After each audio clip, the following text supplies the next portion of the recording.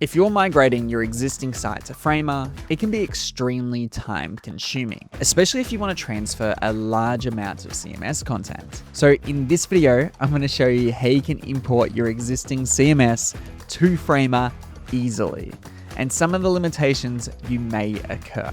Let's go. Now, there's two parts to this. One is to export your existing CMS content, and then the second part is actually importing that into Framer. Now, depending on what your website is currently built with, this is going to look slightly different for you. So whether you're using WordPress, Webflow, Squarespace, Wix, whatever it is, this is going to look a little bit different. But in this video, I'm actually going to use WordPress, but the technique is pretty similar, where as you can see, I have a CMS set up inside my Webflow site, and we actually have multiple collections here as well, some of which are being referenced via multi-referencing fields. So for example, if I go down to this career coaching Q&A panel, you will notice that we have speakers here as a reference to our speakers collection. Now, what we want to do is export this data as a CSV file. And again, where you actually find this based on your website builder is going to be different. My recommendation, probably how you found this video, is to give it a quick Google or even try ChatGPT. So what you want to do if you're in Webflow is go to export here, and we want to make sure we're exporting this data as a CSV. Now, once that's downloaded, we'll put that onto our computer. Next, you want to come into Framer and open the CMS, and we're going to go to plugins, and we're actually going to search for the CSV import plugin. And this is essentially how we're going to import all of our content, because let's be honest, who wants to do this manually? Now, I'm going to go and actually create a new collection here, and I'm going to keep it the same as what's inside of Webflow, just for the sake of keeping it clean. So we'll call this videos, and then I'm going to upload a file here. Cool, so I'm going to open this, and now you'll see that I can essentially link all of my content. Now, there might be a few things in here that I don't want to pull across. For example, the created on date, the updated date, the published date. These are just some fields that Webflow has exported as part of the data that aren't necessarily required for my CMS. Now, the one thing we do need is the slug field. So we need to make sure that's enabled. Now, the reason we need a slug is because it's our unique identifier for the page. So when you go to a website and you see mywebsite.com / and then the link at the end, that like ID might be /about, /home, /contact. That's our slug, and that's our unique identifier for a page. And we can't have a page with the same slug. So we want to make sure that we have our slug field selected. Now, as I look through and start to actually map my content from my CSV to fields in Framer, we just need to make sure that everything kind of looks right. So for example, with the item name, we want that to be as plain text. If you've got a link in here, you'll want that to be a link. For example, you can see we've got the video URL. Now I could import that as plain text if I want to, but I'm going to leave it as a link. Same with the thumbnail images. I'm going to make sure they come through as the right sort of format. Framer does a pretty good job out of the gate here, but you do just want to double check that everything is looking right. And then I'm just going to press on import, and Framer will do its thing and it will kind of import all of our content. Great. So now you can see I have all of my content imported into Framer.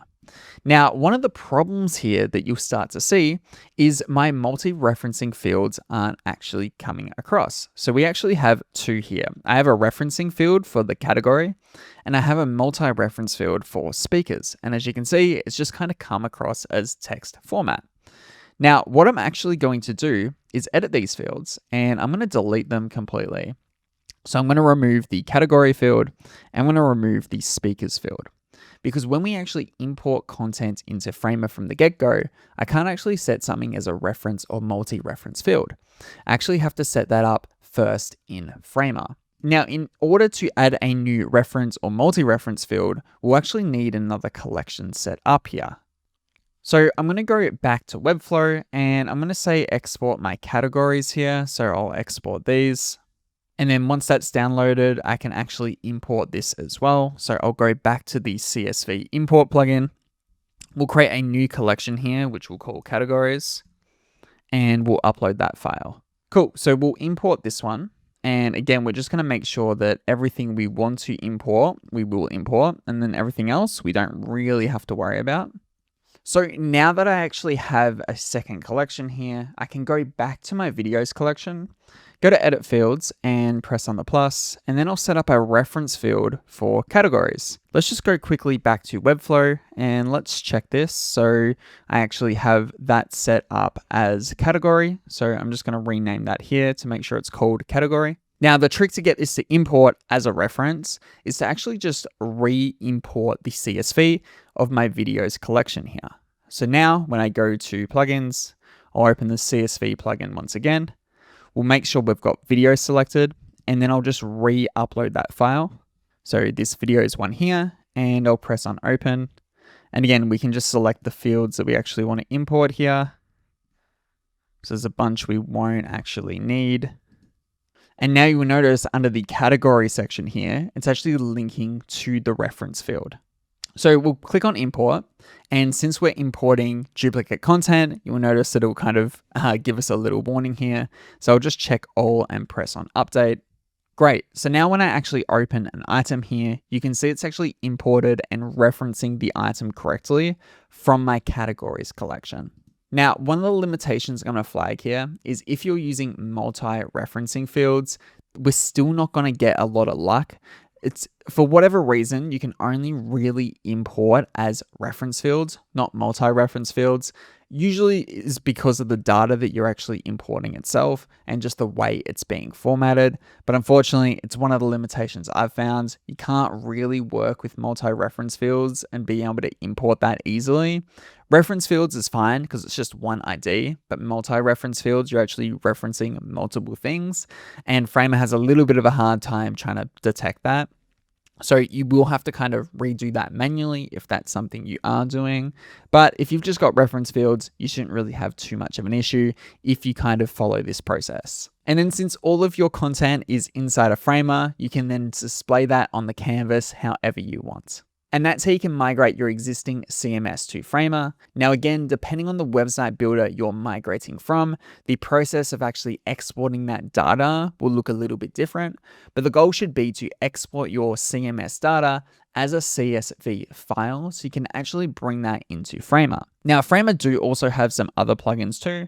For example, they've got a Notion plugin, they've got an Airtable plugin, or even a Google Sheets plugin, which is going to let you import data from those specific platforms. So if you do have your data somewhere else, you can potentially find a plugin that's going to help you do that in a little bit of a cleaner way. But they all kind of use the same technique, which is basically scraping that data through some sort of CSV format and then bringing that into Framer. Now, if you enjoyed this video and you want more Framer tutorials just like it, consider subscribing to the channel because we're putting out new Framer videos every single week. And if you are interested in leveling up your Framer CMS with some extra power-ups like dynamic filtering, real-time search, and pagination, feel free to check out Superfields, which is a super awesome plugin for Framer built by yours truly. But until next time, I'll catch you later.